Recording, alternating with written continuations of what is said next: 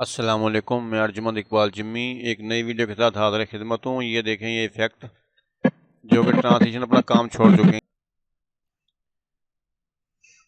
Premiere 2026 इस नए version में ये बाद सिस्टमों पे मसला आ रहा है, और ये मसला इसलिए आ रहा है कि आपने ग्राफिक कार्ड के ड्राइवर जो ओल्ड हैं वही चलते आ रहे हैं। आप ग्राफिक कार्ड के न्यू अपडेट ड्राइवर इंस्टॉल करें तो आपका ये मसला हल हो जाएगा। ये देखें, ये क्रॉस, और ये ग्राफिक ड्राइवर ओल्ड है, ये अब इसको नया अपडेट में मैं इंस्टॉल कर रहा हूँ।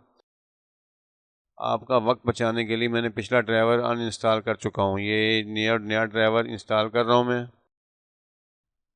ये मैं न्यू अपडेट ड्राइवर इंस्टॉल कर रहा हूँ। Next, yes, next,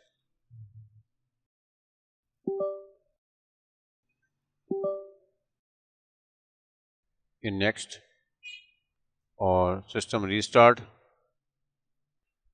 new update में ये ग्राफिक कार्ड का ड्राइवर इंस्टॉल हो चुका है। ये प्रीमियर ओपन कर रहा हूँ मैं।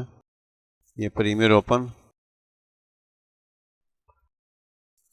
जी, ये ओके।